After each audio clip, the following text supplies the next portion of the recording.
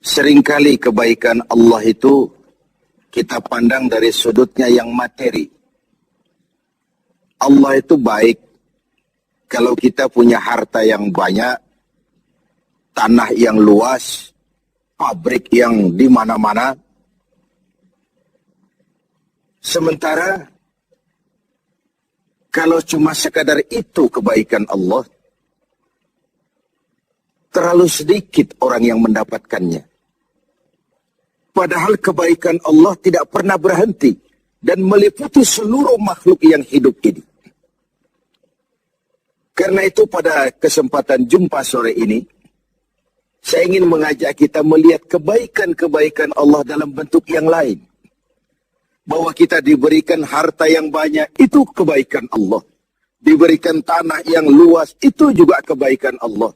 Diberikan perusahaan, pabrik di mana-mana, itu juga kebaikan Allah.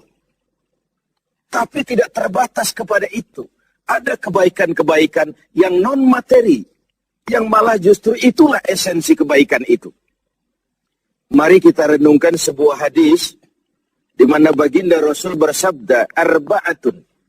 Man u'tiyahunna faqad u'tiya khairat dunya wal akhirah. Ada 4 hal. Siapa yang oleh Allah diberikan keempat hal ini, sungguh dia telah diberikan kebaikan dunia dan sekaligus kebaikan akhirat. Kebaikan dunia juga kebaikan akhirat. Ini berarti belum tentu yang baik di dunia menurut kita akan berbuntut baik juga di akhirat.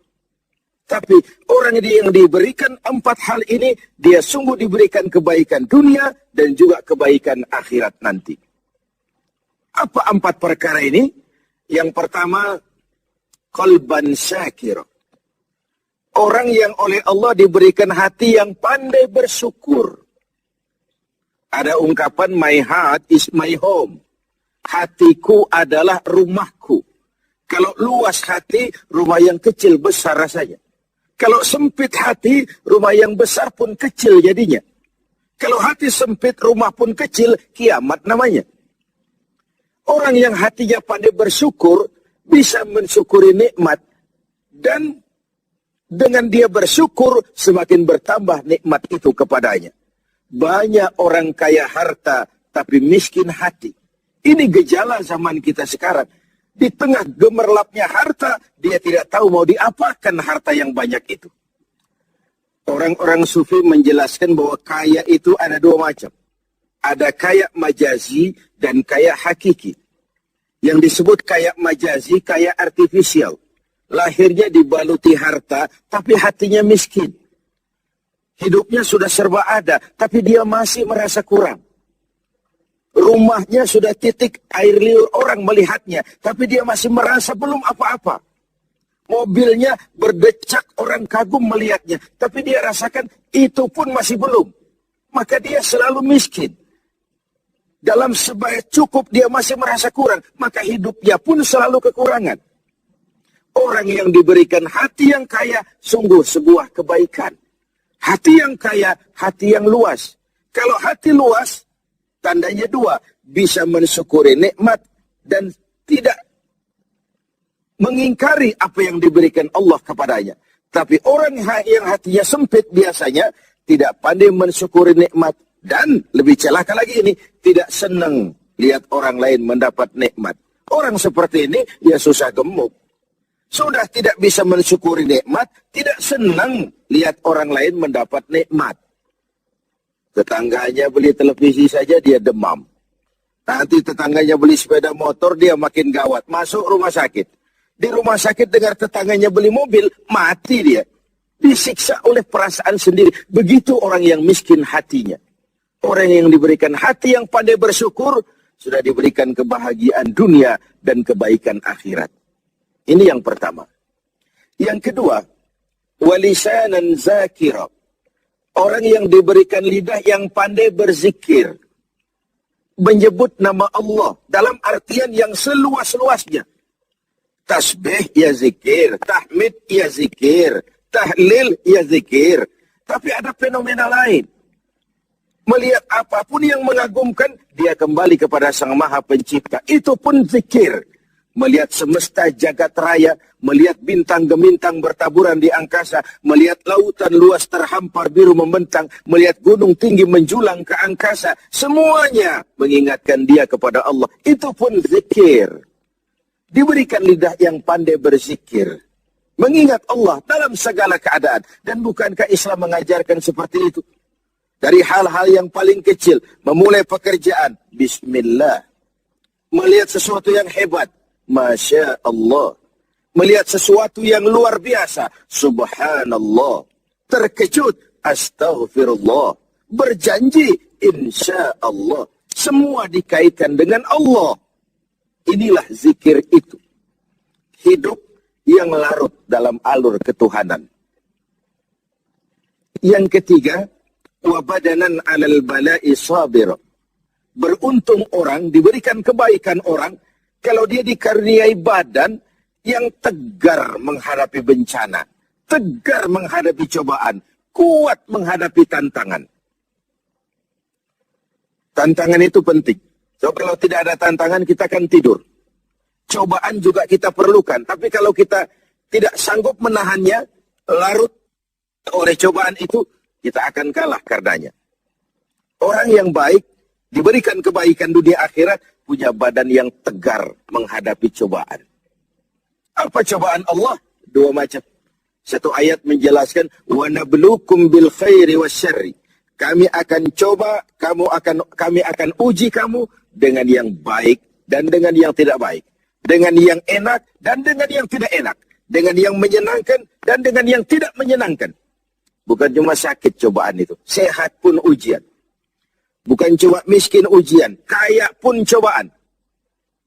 Bukan cuma tidak punya jabatan cobaan, naik pangkat pun ujian. Kita nih yang namanya ujian kan yang tidak enak saja. Kalau sudah sakit, ya Allah, sedang diuji. Sehat, lupa daratan.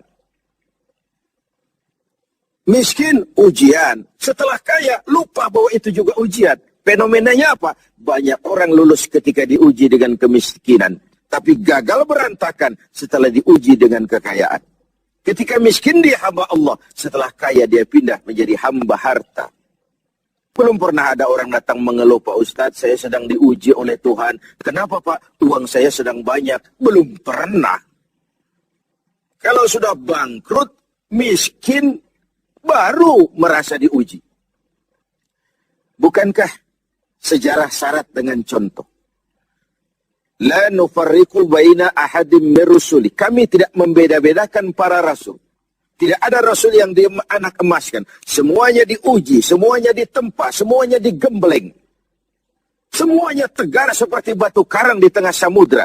Walau tiap hari dihempas ombak, dihantam gelombang, dia tetap berdiri dengan tegar. Begitulah orang yang diberikan kebaikan oleh Allah. Lain dengan orang yang loyo, sedikit kena kesulitan seperti ayam sampar, kerakap tumbuh di batu, hidup segan mati pun tak mau. Skeptis, pesimis. Apa yang bisa kita lakukan kalau dasar hidup kita sudah skeptis dan pesimis itu tadi? Hidup ini adalah cobaan. Semakin tinggi kualitas keimanan, semakin berat cobaan itu. Semakin kokoh berpegang kepada agama, semakin kuat pula cobaan datang menerpa. Yang terakhir, orang yang diberikan kebaikan dunia akhirat, wa zaujatan salihatan. Diberikan istri yang salihah, pendamping. Tidak ada suami bisa sukses jadi apapun dia tanpa peran serta dan dukungan istrinya. Itu sebabnya baginda Rasul menikah dengan Sayyidatuna Khadijah. Apa yang jadi pertimbangan beliau? Mengawini seorang janda yang umurnya 15 tahun lebih tua pula dari beliau. Kalau sekadar memperturutkan hawa nafsu, mestinya tidak Khadijah yang dipilih oleh baginda Rasul. Mestinya, kalau istilah kita sekarang cari ABG saja. Tapi jelas baginda Rasul bukan cuma sekadar mencari istri, beliau mencari seorang pendamping. Apa bedanya ini? Tiap perempuan bisa jadi istri, memang. Tapi tidak tiap istri bisa jadi pendamping. Itu dibuktikan dalam sejarah. Orang lain belum beriman, Khadijah iman. Orang lain memusuhi Nabi, Khadijah mengorbankan hartanya untuk membantu perjuangan Nabi. Saat Nabi terkena kesulitan, Khadijah tampil jadi penghibur. Khadijah tampil jadi pembela. Ketika pertama kali berhadapan dengan malaikat Jibril menyampaikan wahyu, Rasulullah gemetar seperti orang demam. Kembali ke rumah, zammiluni ya Khadijah, selimuti saya Khadijah, selimuti. Kenapa bang? Barusan turun Jibril, dia katakan begini-begini, saya khawatir Khadijah. Khadijah mengerti suaminya semua mengalami semacam frozen, emotional attitude. Sebagai istri yang bijak, pendamping yang baik, beliau tampil, kalla ma yukhzikallahu abada. Jangan khawatir bang, Allah tidak akan menyusahkan abang untuk selamanya. Tenanglah. Rumah tangga adalah awal kesuksesan kita di tempat lain. Karena itu, kalau diberikan istri yang solehah, itu sudah kebaikan dunia dan kebaikan akhirat.